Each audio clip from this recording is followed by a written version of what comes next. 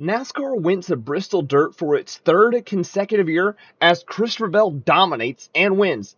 But the real talking point is whether or not NASCAR should continue putting dirt on Bristol.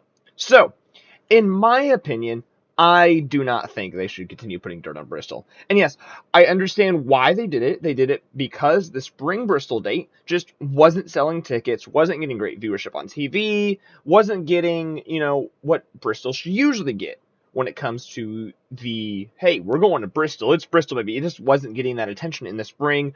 Weather wasn't helping it a lot, especially in that area. So nothing was really helping it. So NASCAR decided, hey, let's throw some dirt on it. Let's get things interesting. And the first year, it was interesting. We got to see how the Cup cars worked on dirt. We saw the race last year, which had a very exciting finish. And this year, while, again, the racing was solid, we did see the attendance start to drop for the first time, and I can only imagine to see how the viewership ratings come out when they do come out. It's going to be very interesting to see, but it also comes down to the fact that the drivers do not want to continue throwing dirt on Bristol.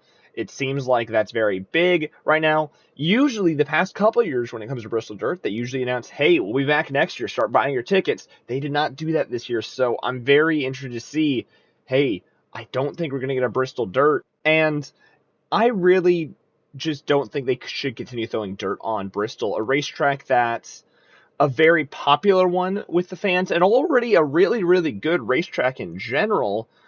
So I don't think they should continue throwing dirt on it. Either have two dates, Bristol dates, like you used to, or just cut it down to the Bristol night race, which is the more popular Bristol date in the first place, and give another track, whether you want it to be dirt, because I do like the idea of NASCAR racing on dirt. I think it's a good idea. I think that's what NASCAR wants to do at least once a year. So maybe give another dirt track the ability to race the Cup cars on dirt, or give it to another track that deserves a official race date, like maybe instead of an all-star race, you give North Wilkesboro the Bristol date if you want to keep it on a short track that can get fans' attention. Or maybe one of these days you go to the Nashville Fairgrounds again when that track's ready to go one day.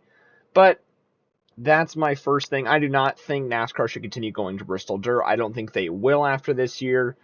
I think this is the final year we will see dirt on Bristol. So, with that being said, there was a lot coming with it this week, and a lot of drivers are outspoken with it. So, with all that, I just think there's not going to be anything continuing, especially when you got probably the best driver in the Cup Series and the most prominent dirt driver in the Cup Series, and Kyle Larson, just saying, we should not be racing here. You got a problem. So, I think it's over for Bristol Dirt. So, for the racing itself, though, on this Easter Sunday, the racing itself wasn't terrible when they weren't wrecking the entire time. We saw a lot of guys spinning out, correcting.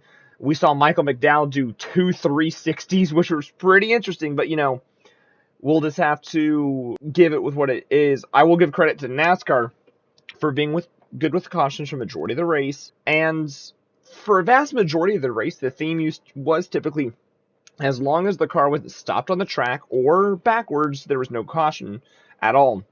And that held up for the whole entire race. Besides a couple instances, mainly the last incident, where Ross Chastain, I'm pretty sure it was, spun around. He was trying to get back going. I just don't think his car could get back going. And I think it was that NASCAR didn't like the idea of the fact that he was right where the leaders were going to be, and everybody knew Tyler Reddick was about to send it into that corner, so that definitely did not help at all. Now, for probably the most notable event of the evening, it was the rivalry between Kyle Larson and Ryan Preece that was created. Larson and Preece made some contact early in the race.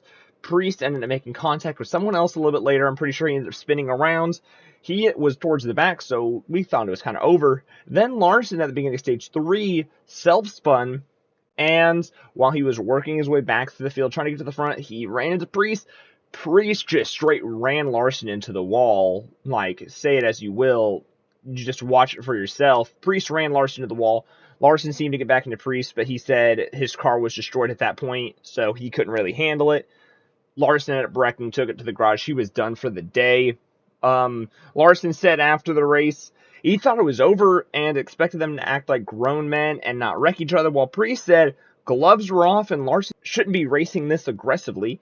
if he is that good of a race car driver. So it'll be very interesting to see how these two drivers will handle each other in these upcoming weeks. And with more of these tracks coming up, if these two drivers get close together, will be interesting to see. But to be fair, PREECE is usually running towards middle of the pack right now. He still has a lot of learning to do before he's up there with where LARSON's typically at. Now for some other notable finishers.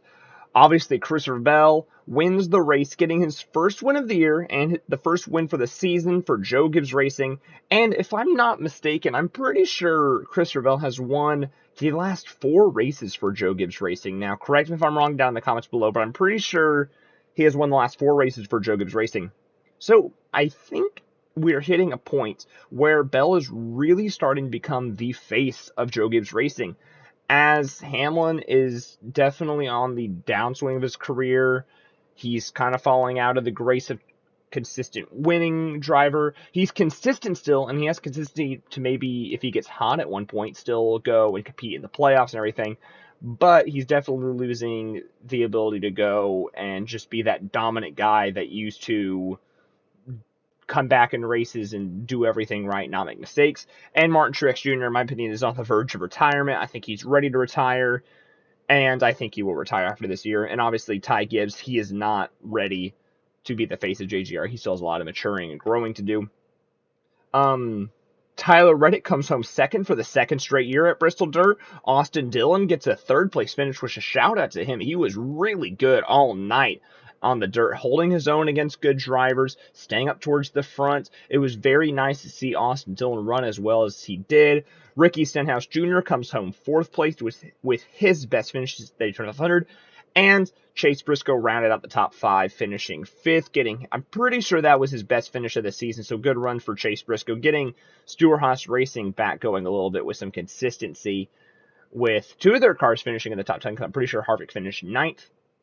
And one more shout out, I do want to shout out Ty Gibbs, who now gets his 4th straight top 10, and he is doing exactly what he needs to do as a rookie, and that's just get laps in and get solid finishes, learn, and get things figured out. So, what would I say about Bristol Dirt? Well, I truthfully think it's time for NASCAR to move on from the dirt at Bristol. It was a very fun and very good gimmick for the couple years it was here, and I think it's time to move on now. The drivers want it gone. A lot of the fans want it gone. While it was fun racing, and I think they can still do something with dirt in the Cup Series, I think it's time to stop putting it on Bristol. Now, that's all I got for you guys today, but I do want to ask you guys, should NASCAR go back to Bristol Dirt? Yes or no? And if no, where should NASCAR go instead? Answer in the comments down below, and if you haven't already, make sure to share this video with your friends, and like, comment, and subscribe, because it helps me out more than any of you guys can know.